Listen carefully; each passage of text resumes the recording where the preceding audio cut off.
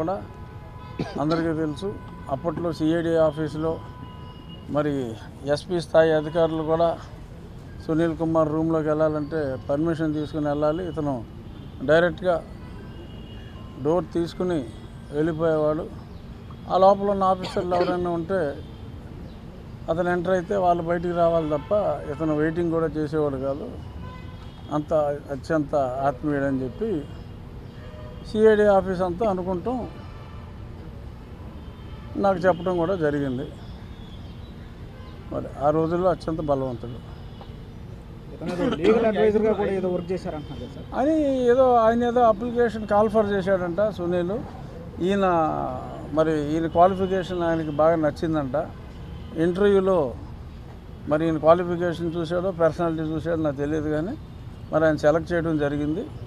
కొద్ది కాలం పాటు ఆయన లీగల్ అడ్వైజర్గా పనిచేసినట్టు పేపర్లోనే వచ్చింది. ఈయన ఏదో అంటే ఆయన లా చదివాడేమో నాకు తెలియదు. సార్, 5గురిలో ఒకరు తులసిబాబు, మిగతా 4గురిని కూడా గుర్తించగలరా? ఆ పేర్లు ఏమైనా పోలీసులకు ఇచ్చారా? దాని మీద విచారణ జరుగుతుంది. కొంతమంది అనుమానితులు ఉన్నారు, కానీ మరి పోలీసు విచారణలో ఎవరెవరిని పిలిచారో ఏంటో మాకైతే చెప్పట్లా. నన్ను ఏదన్నా ప్రశ్నలు అడుగుతున్నారు తప్ప వాళ్ళు ఎవరెవరిని విచారించారన్నది వివరాలు అయితే నాకు తెలియదు.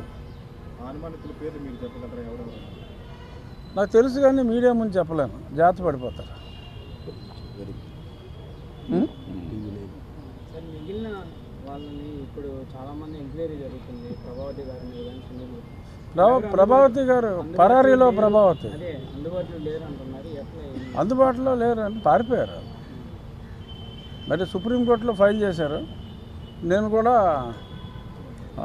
అందులో ఇంప్లీట్ పిటిషన్ ఫైల్ చేస్తున్నా.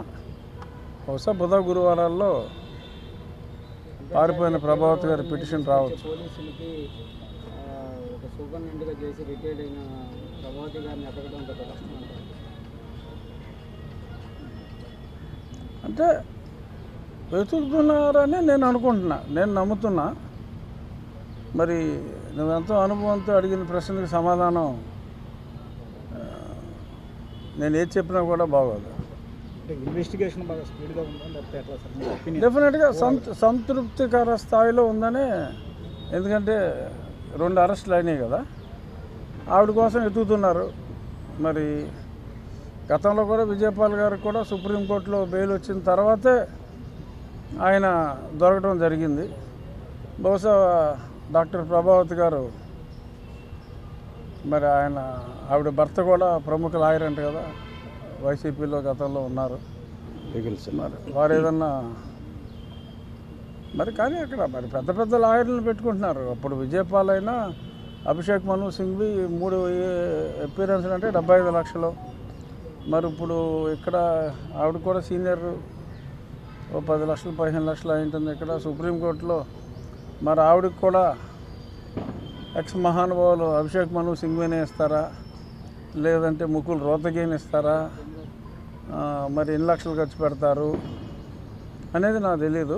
బట్ పెద్ద పెద్ద లాయర్లను అయితే పట్టు వదలని పోరాటం చేస్తున్నారు. బట్ ఏమో, నాకైతే సుప్రీంకోర్టులో లోవర్ కోర్టు హైకోర్టు 2 కొట్టేసిన తర్వాత మరి సుప్రీంకోర్టులో బెయిలు రాదేమో అని అనుకుంటున్నాను.